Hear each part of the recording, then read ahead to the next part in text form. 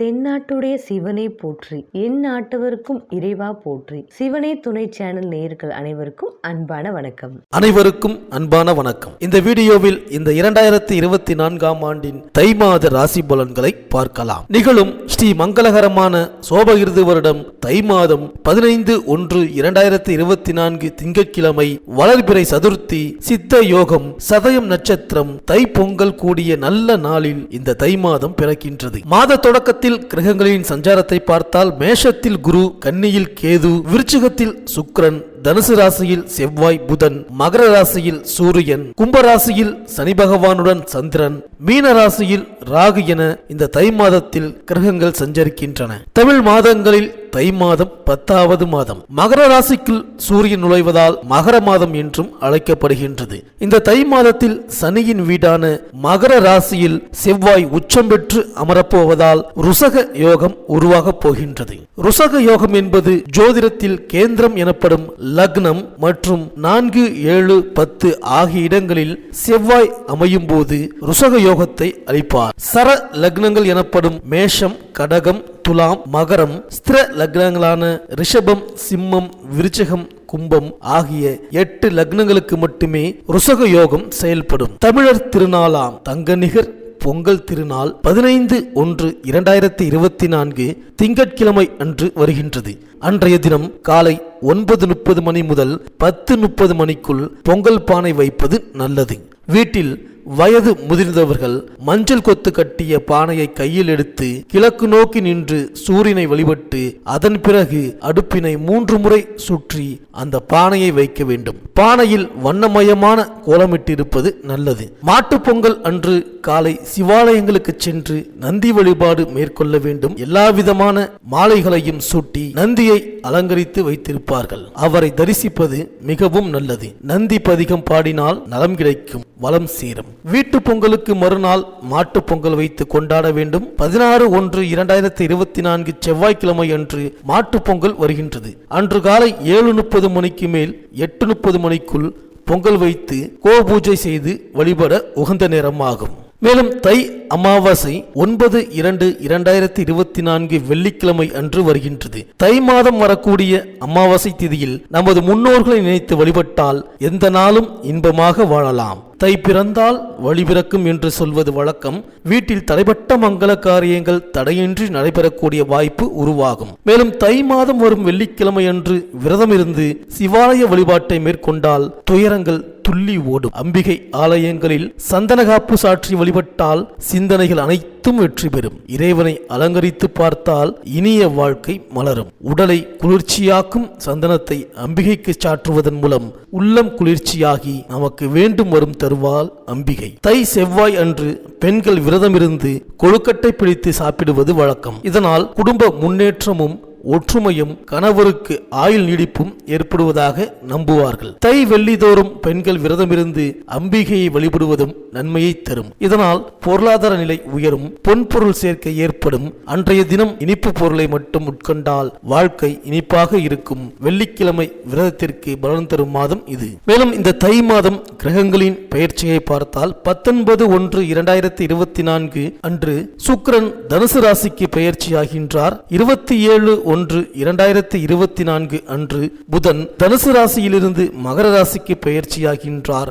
4/2/2024 அன்று செவ்வாய் தனுசு ராசியிலிருந்து தனது உச்ச வீடான மகர ராசிக்கு பெயர்ச்சியாகின்றார். இந்த கிரகங்களின் சஞ்சாரம் மற்றும் மாற்றத்தினால் உங்கள் ராசிக்கு என்னென்ன பலன்கள் கிடைக்கப் போகின்றது, நீங்கள் செய்ய வேண்டிய பரிகாரங்கள் என்ன என்று இந்த வீடியோவில் பார்க்கலாம். அனைவருக்கும் இனிய செவ்வாய் பகவானை ராசிநாதனாக கொண்ட விருச்சிக ராசி அன்பர்களே, இந்த தை மாத கிரக நிலைகளை ஆராய்ந்து பார்க்கும் பொழுது மாத தொடக்கத்தில் உங்கள் ராசிநாதன் செவ்வாய் லாபாதிபதி புதனோடு இணைந்து சஞ்சரிக்கின்றார். எனவே பொருளாதார நிலை உயரும், புதிய முயற்சிகளில் வெற்றி கிடைக்கும். சனி பகவான் 4ஆம் இடத்தில் சஞ்சரிப்பதால் அர்த்தாஷ்டம சனியின் ஆதிக்கம் நடைபெறுகின்றது. எனவே அலைச்சல் கொஞ்சம் அதிகரிக்கலாம். ஆரோக்கியத்தில் கவனம் செலுத்துவது நல்லது. மேலும் மாத தொடக்கத்தில் குரு பகவான் உங்கள் ராசிக்கு 6ஆம் இடத்தில் சஞ்சரிக்கின்றார். அவரது பார்வை 2, 10, 12 ஆகிய இடங்களில் பதிகின்றது. எனவே கொடுத்த வாக்கை காப்பாற்றுவீர்கள். குடும்பத்தில் அமைதி கூடும். கொடுக்கல் வாங்கல் சீராகும். பணிபுரியும் இடத்தில் இருந்து வெளிநாடு செல்லும் வாய்ப்புகள் உருவாகும். தொழில் போட்டியாளர்கள் விலகுவார்கள்.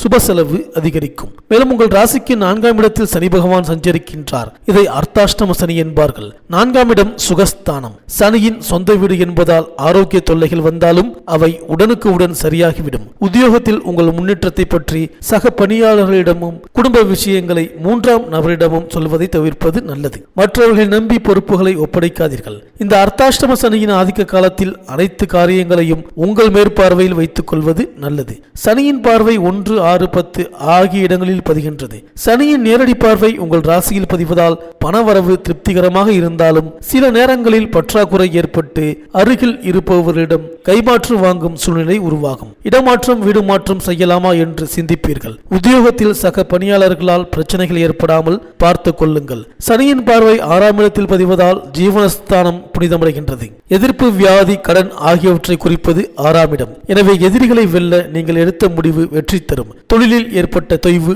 அகலும். தேக நலனை காக்க மாற்று மருத்துவம் கை கொடுக்கும். பொருளாதார நிலை உயர புதிய வழிகளை கையாளுவீர்கள். புகழ்மிக்க ஆலயங்களுக்கு சென்று வழிபட்டு வருவீர்கள். சனியின் பார்வை 10ஆம் இடத்தில் பதிவதால் தொழிலில் முன்னேற்ற பாதையை நோக்கி அடியெடுத்து வைப்பீர்கள். புதிய பங்குதாரர்கள் வந்து இணைந்து தொழிலை வளர்ச்சி அடைய வைப்பதில் ஆர்வம் காட்டுவார்கள். நண்பர்களும் மாற்றினத்தவர்களும் உறுதுணையாக இருப்பார்கள். குடும்பத்தில் இருக்கும் குழப்பங்கள் அகலும். மேலும் இந்த மாத தொடக்கத்தில் உங்கள் ராசிக்கு 5ஆம் இடத்தில் ராகுவும் லாபஸ்தானத்தில் கேதுவும் சஞ்சரிக்கின்றார்கள். இதன் விளைவாக பூர்வீக சொத்துக்களில் லாபம் கிடைக்கும். பிள்ளைகளுக்கு வேலை கிடைத்து அதன் மூலமும் வருமானம் வரலாம். நீங்கள் எடுத்த முயற்சிகளில் வெற்றி கிடைக்கும். பூர்வ புண்ணியஸ்தானம் வலுப்பெறுவதால் தெய்வ திருப்பணிகளில் ஆர்வம் கூடும். லாபஸ்தான கேதுவின் சஞ்சாரத்தால் பணம் பல வழிகளிலும் வந்து பையை நிரப்பும். சர்பசாந்தி பரிகாரங்களை செய்தால் பூர்வ புண்ணியத்தின் பலனாக உங்களுக்கு கிடைக்க வேண்டிய அனைத்து யோகங்களும் வந்து சேரும். மேலும் ஜனவரி 19ஆம் தேதி தனுசு ராசிக்கு சுக்கிரன் செல்கின்றார். உங்கள் ராசிக்கு 7, 12 ஆகிய இடங்களுக்கு அதிபதியானவர் சுக்கிரன். அவர் 2ஆம் இடத்தில் சஞ்சரிக்கும் இந்த நேரம் விரயத்திற்கு ஏற்ற வரவு உண்டு. சுக்கிரன் விரையாதிபதியாக இருப்பதால் ஆடை ஆபரணங்கள் வாங்குவதில் ஆர்வம் காட்டுவீர்கள். திருமணம் போன்ற சுபகாரியங்கள் நடைபெற வழிபிறக்கும். பழைய நண்பர்களின் ஒத்துழைப்போடு புதிய முயற்சிகளில் வெற்றி காண்பீர்கள். வியாபாரம், தொழில் விருத்தியடையும். மேலும் ஜனவரி 27ஆம் தேதி மகர ராசிக்கு புதன் செல்கின்றார். சகாயஸ்தானத்திற்கு செல்லும் புதனால் பலவித வழிகளிலும் நன்மை கிடைக்கப் போகின்றது. குறிப்பாக கல்வி சம்பந்தமாக நீங்கள் எடுத்த முயற்சி கைகூடும். மாமன் மைத்துனர் வழியில் நடைபெறும் மங்கள நிகழ்ச்சிகளை முன்னின்று நடத்துவீர்கள். புண்ணிய காரியங்களுக்கு பொருளுதவி செய்யும் வாய்ப்பு உண்டு. பணிபுரியும் இடத்தில் மேல் அதிகாரிகளின் ஆதரவு மன நிறைவை தரும். ஊதிய உயர்வும் உத்தியோக உயர்வும் கிடைத்து மகிழ்ச்சி காண்பீர்கள். மேலும் பிப்ரவரி 4ஆம் தேதி மகர ராசிக்கு செவ்வாய் செல்கின்றார். மகரம் செவ்வாய்க்கு உச்ச வீடு. உங்கள் ராசிநாதன் செவ்வாய் உச்சம் பெறுவது இந்த நேரத்தில் தொட்ட காரியங்களில் எல்லாம் வெற்றி கிடைக்கும். தொழில் ரீதியாக நீங்கள் எடுத்த முயற்சியில் லாபம் வரும். வியாபாரத்தில் போட்டி போட்டவர்கள் விலகுவார்கள். புகழ் கூடும் விதத்தில் நல்ல காரியங்கள் பலவும் செய்வீர்கள். பூர்வீக சொத்துக்களில் வீடு கட்டும் யோகம் உண்டு. துணிவும் தன்னம்பிக்கையும் கூடும். வெளிநாட்டில் உள்ள முன்னணி நிறுவனங்களில் இருந்து அழைப்புகள் வரலாம். பொது வாழ்வில் பொறுப்புகள் மற்றும் பதவிகள் கிடைக்கும். வியாபாரம், தொழில் செய்பவர்களுக்கு விரும்பியபடியே லாபம் வந்து சேரும். உத்தியோகஸ்தர்கள் மேல் அதிகாரிகள் மனதில் இடம்பிடிப்பீர்கள். கலைஞர்களுக்கு புதிய ஒப்பந்தங்கள் அடுக்கடுக்காக வந்து சேரும். மாணவ மாணவியர்களுக்கு படிப்பில் அக்கறை கூடும். இந்த விருச்சிக ராசி பெண்களுக்கு வரவும் செலவும் சமமாக இருக்கும். வளர்ச்சி பாதையை நோக்கி அடியெடுத்து வைப்பீர்கள். தொழிலில் முன்னேற்றம் உண்டு. வாகன யோகம் உண்டு. கணவன் மனைவிக்குள் அன்பும் பாசமும் அதிகரிக்கும். உங்கள் பெயரில் சொத்துக்கள் வாங்கும் யோகம் உண்டு. பிள்ளைகளின் எதிர்கால நலன் கருதி நீங்கள் எடுத்த முயற்சிகளில் வெற்றி கிடைக்கும். அவர்களின் கல்யாணம் மற்றும் வேலைவாய்ப்பு கருதி நீங்கள் செய்த முயற்சிகள் கைகூடும். இந்த மாதம் சனிக்கிழமை தோறும் ஸ்ரீ சிவ துர்க்கைக்கும் ஸ்ரீ காலபைரவருக்கும் அபிஷேக அர்ச்சனை ஆராதனை செய்து வழிபட்டு வாருங்கள். இந்த விருச்சிக ராசி அன்பர்களுக்கு இந்த தை மாதம் அனைத்தும் நன்மையே நடக்கும். இந்த வீடியோ உங்களுக்கு பிடிச்சிருந்தா லைக் பண்ணுங்க, உங்க நண்பர்களுக்கு ஷேர் பண்ணுங்க, மறக்காம சப்ஸ்கிரைப் பண்ணுங்க, பக்கத்தில் இருக்கிற பெல் ஐக்கானை கிளிக் பண்ணுங்க. மீண்டும் அடுத்த வீடியோவில் சந்திப்போம். நன்றி, வணக்கம்.